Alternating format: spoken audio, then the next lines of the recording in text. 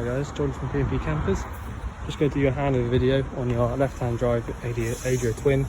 So starting with the bonnet, you've got the washer fluid up here on the left-hand side, power steering fluid here in the middle, and your engine coolant all here on the left-hand side. You top up or fill up your engine oil from here, from this cap, and then you've got this dipstick down the bottom to actually check your engine oil. Brake fluid attached to the servo down the back there, air filter, and then your engine battery in these doesn't actually sit under the bonnet whatsoever. It sits under the cab just inside there on the passenger side floor. You've got a positive prong here and a negative over here on the right hand side. So if you want to jump start the van, you have to go there and there. Actual bonnet release on these vans is inside the passenger, well actually there's the driver's door on this one. So it's just in here. So you pull that open and then you'll be able to open up the bonnet. You've also got the handbrake on the left hand side of your seat when you jump out, so just careful when you hop out of there, it does hurt if you catch yourself. Electric adjusting mirrors, so you can choose which mirror you want to move. So this left hand one here will be that main left mirror, and then bottom left mirror, same for the other side. And then once you've chosen the lens you want to move, you can move it around like a joystick and move the mirror. We've also got electric mirrors, windows, and then you can lock and unlock the cab from inside from this button here as well. So you've got a 6-speed manual gearbox. Reverse is lift up and over to the top left. Air conditioning works via that button in the middle there, and then you've got your fan settings on the left and your sort of where you want the fan to go on the right hand side. Heated rear window, which I don't think the original one's even in it, so that won't work. Front and rear fog lights, hazard warning light, and then again you can lock and unlock the cab from there as well. So that's that. Your lights for the van are on this left hand stalk, side lights, main lights, and then obviously that's the indicator as well. And then you got your washers and wipers on the right hand stalk there as well. Reversing camera works really well, just been using that to get it sort of backwards and forwards. So as soon as you pop it into reverse, that'll come on. Works exactly how it should. So if I shut this door up now, diesel filling cap, so that's your ignition key to get that open. And like I said, it's just diesel only. So that's there. Your fresh water inlet is just here on this near side. So to actually get that open or closed, push in on it. So push in and round to the right to lock it, and then pop your key in there and turn it whichever way it'll go, and then take the key out, and you see now it just spins. Can't take that out at all. And obviously the same for the way out, so just unlock it, take the key out, and then push in and round to the left. So I'll lock that back up. Toilet cassette locker. So to get this out, well, first of all, you've got a freshwater flush in this system, so you don't have to top up any sort of pink fluid anywhere. It's all just literally runs from your freshwater tank. Lift up on this little yellow tab and pull out towards you to get the thing out, and then take that all the way out. The only thing to sort of note on this is you've got this little seal here. So if you're not going to get hab checks done, which I advise that you do at some point, but if you're not going to, you need to keep this rubber seal inside here lubricated. Otherwise, when you start to put the toilet back in, this part will sort of stick and won't come out again. So you need to make sure you do that. Hold the yellow button down when you're emptying from here. It's an air pressure release valve, and then this is where you put your blue fluid inside here, about a capful of this or two, and then swish it around. Although one capful will be okay for this is a smaller one. So yeah, give it a little swish around, and then just basically put it back in like this until you get to the click, and then that's it. That's all you need to do. That's all ready to use inside. And if I just show you, same key again, because it's pretty much the only key on the set. Pop that in there, and then just turn it whichever way it'll go. Take it out, and now I can't push that in. I can still push this one in, it's normal. It's just that I can't move that one, so that one's locked. So you won't be able to undo that. I'll just check underneath. Don't see anything there. So you've got a gas flow system on this van. So if you want to fill up the gas, and you come to here, I'll just work that out a little bit. So when you get to your sort of petrol station that you can fill up with Gaslow or Gasit or whatever, LPG, you put your fitting in here, and then you can fill up your gas like that. The actual gas bottle itself is this big red bottle in here. It's quite a simple unit. This pipe here comes up from the filling point outside, like I just showed you, and goes to the tank so that you can fill it up. And then you've got an on and off dial up here. So anti-clockwise round to the left is on, and then clockwise round to the right like that is off. So I'm going to turn that all the way off for now. Don't have to be really tight, just tight enough like that. And then this other tube or pigtail just runs up to your regulator. So if you're turning this bottle on for the first time in a little while, you'll need to turn it on and then push this green button in for a few seconds, and then you should hear some gas sort of rush through. That's only if you sort of go to the cooker or whatever and you can't get anything to light up. Try the green button.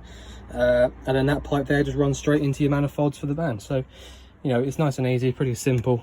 And then, because I've turned that off now, which is something you should do before you drive, you've got all these little hooks in here. So that'll pull back over like that.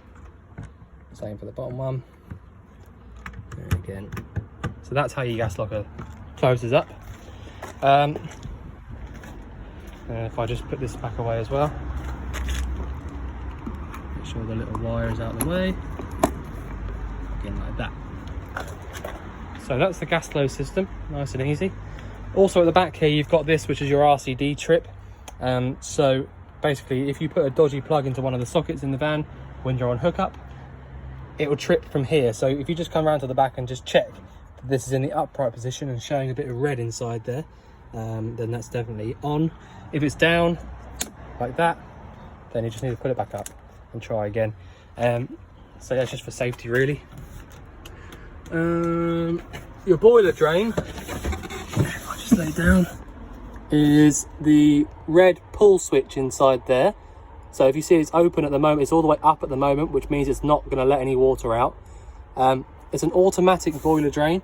So if the temperature got to sort of like nearly minus temperatures, your boiler would automatically drain itself out, which is good, because if you don't do it yourself, then basically it will freeze up inside and explode. So, well, not explode, but things will crack. And, you know, after not very long of things cracking inside a boiler, you get leaks, and then you need a new one. So definitely make sure you keep your eye on that.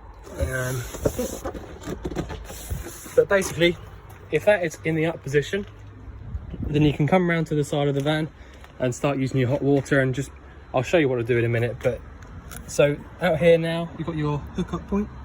So if you're in a campsite or at home, that's where you use your hookup.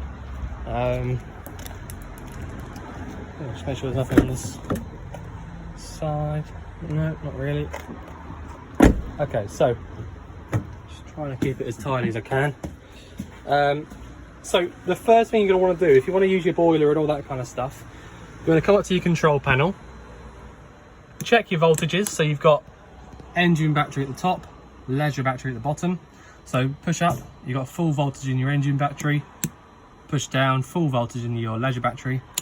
And then this one here is just main on and off switch for your 12 volt, all right? So if I turn that off, all the lights go out and everything 12 volts stops, all right?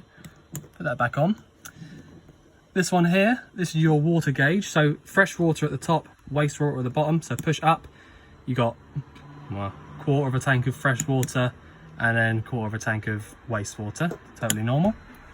So then, once you've done that, you know you've got some water in the van, you've got plenty of power in the battery.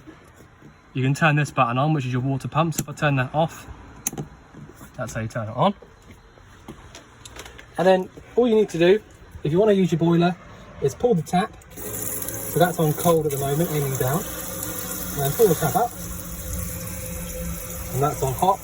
And just making sure that there's no big air pockets in here, and that the water comes out quite smoothly and easily. All right, so you see the air bits just coming out there. Just leave that for a second. And so now I'm happy that that is, you know, pressurized and there's no big air lock, you know, air locks or anything like that. Turn that off. Put that back away for now, so I'm not going to use it again. And then the actual boiler controller is just down here. It's a bit of a strange place to put it, but that is where they've done it. So you've got Trumatic C in here. So basically the way you use this is gas only. So if you want to use the hot water only, you want to go up 1 or up 2. Up 1 is 40 degrees hot water, up 2 is 60 degrees hot water. All right, and then this is basically just your sort of dial, how, you know, how much do you want it, how quickly do you want the hot water, basically. Yeah, that's how that works on hot water only. Back down to the middle for totally off. If you wanted heating only, 1 down, the fan will start up, and then the boiler will light up and start putting the heating around to all of the little circular vents around the van, like this one. And if I want heating and hot water at the same time, go down to the bottom and then just let that do its thing. The orange light as well, by the way, means hot water. All right, so I've just had that light up straight away, even though I've got the gas off, so it's just using the last of it. So yeah, if I have it on heating only, the yellow light goes off. All right, so basically what that means is that the boiler is working and doing the heating, but it's not doing any hot water. And so if I turn it off now and go up 1 or 2, you get that orange light again. All right, so the orange light just means hot water, the green light means that it's working. All right, so hot water at the top, 40 or 60, heating 1 down, heating and hot water at 60 degrees, 2 down. You've also got this gas isolator valve, which is for your boiler. So if you turned that 90 degrees either way, it would stop the gas from coming through to that. If you did want to, you know, it's unusual that you need to do that, but it's just if you need to. You've also got 2-burner hob. So you've got no ignition on here, so you would need a clicker to light these up. You've got a thermocouple on the back of both of these, which basically senses the hot gas. All right, so what that means is if you had the flame on and you had this door open and the flame got blown out somehow, this thermocouple would notice and it would stop any excess gas from coming through. And so, you know, it basically means that you can't fill the van up with loads of, you know, unburnt gas. So that's good. You know, they both work. All the lights around the van, or nearly all of them, have got their own switches. So once you sort of get your van and sort of have a good play in it, you can sort of go around and make sure that you know which ones you do and you don't want on. So you've got ones at the back there, ones at the front, you know. There's switches all over the place, to be honest. But the thing is with these is that you can leave all of the switches on that you want, and all the ones that you don't want off. And so that when you turn on your 12 volt or turn off your 12 volt, all of the lights go off anyway, but when you turn it back on, all of those lights will still stay on. So, you know, you can do your own thing. It's up to you how you want it. Just realised I made a right mess in here, so we'll clean that up in a sec. So to light the fridge up on gas, you've got an igniter on the right hand side, and you've got this dial here. So you've got 3 gas settings. So I'll just show you. I'll turn it on and then push up and round. Watch the igniter and hear the igniter. Now this might not light up because I've not got the gas on. Alright, so it's not going to light up because I've turned the gas off. You know, you watched me turn the gas off a minute ago. But basically, that's what you need to do. Alright, so pushing and hold on the sort of upright gas position whilst the igniter's on, and then you'll see, you'll hear the thing light up, and you'll see that the igniter will stop. Another way to double check is to go around to the fridge vent on the outside, which is just outside behind the sliding door. And on the top vent, there'll be a little bit on the right hand side of that. You can put your hand over that and then basically check there's hot air coming out from there. And that'll just sort of double, you know, give you 100% sure that is definitely lit on gas.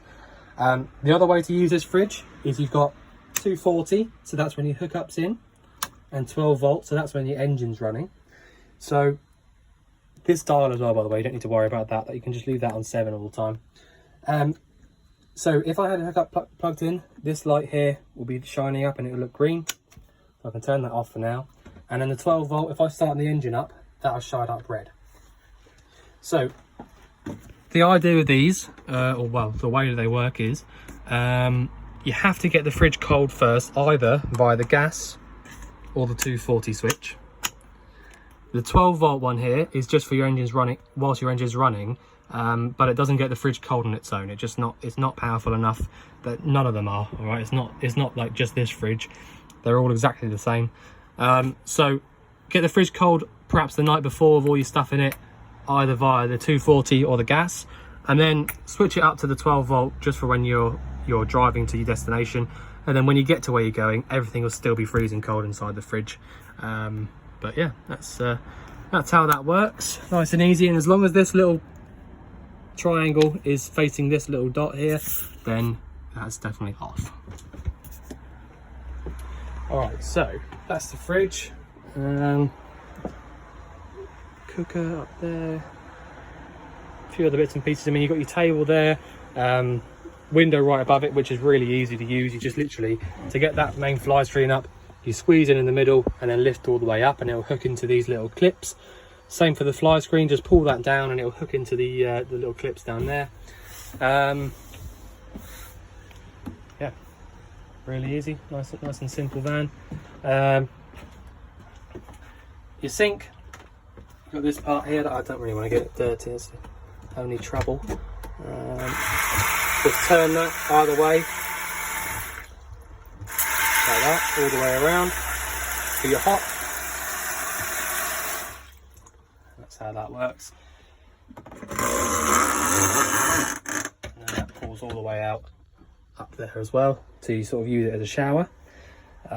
Plug hole down the bottom there for the shower as well. But yeah, nice and easy.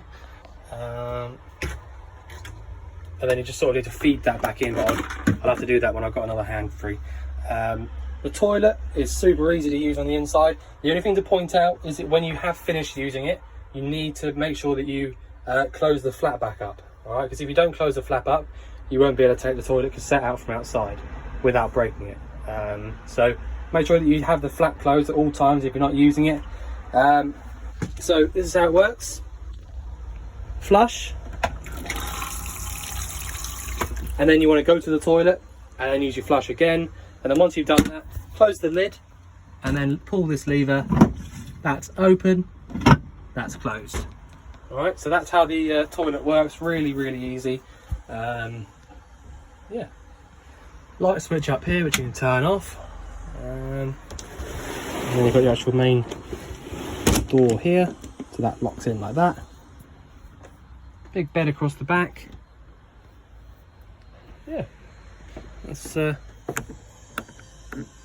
switch for these lights here as well, just inside here, just realised that. Wardrobe above the fridge. Hasn't really got much to show you in it. Got a little clothes rack up there, which you can hang things on. Your step comes in and out from that button there. And then the step should come in on its own as well, or at least make a beeping noise when you start the engine up if you leave it out. Some of them do, some of them don't. It's just, you know, depends if they did it when they built the van. Yeah, so I think that's about all I can show you. So I've shown you the boiler, shown you the fridge, sink, 2-burner hob, which you need a clicker for. You've got a 12 volt point in here, and what's that? Oh, a Continental socket in there as well, so you can get a Continental to UK spec converter if you want to, and plug that in there. That'll still work. Air conditioning from the centre button, 6-speed manual gearbox. Showing you where the buttons are on the front. And then I'll just show you how to turn. Obviously the gas needs to be off before you start driving as well. But if you, so on the right hand side, pump off, 12 volt off, and that's it. That's all you need to do. If you had a hookup cable plugged into the van, you'd have this light on the left hand side here lighting up, and basically what that means is it tells you that your charger's working, and that your batteries are being charged up as you speak. The other thing is, when your engine's running, both the engine and your leisure battery will be charging up.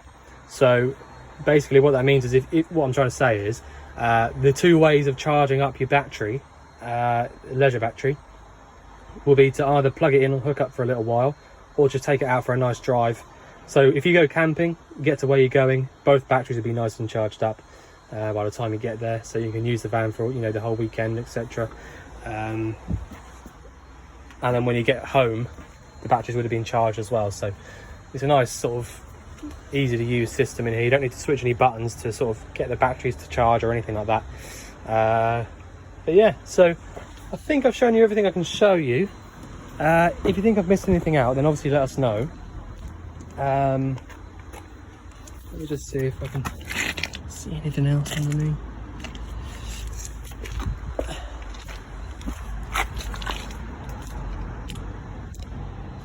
So over there, this is your where are we?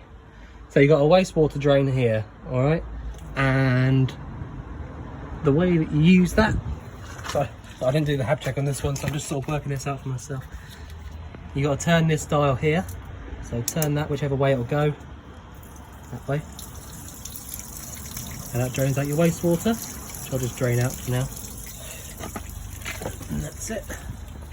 But yeah, that's how you drain out your waste, nice and easy. And obviously you fill up from your fresh point like I showed you on the other side, on the driver's side. And yeah, I think that's about it. So if you've got any more questions or think I've missed anything out, then obviously let us know. But otherwise, we look forward to you enjoying your van, and we'll see you again soon. Thanks very much.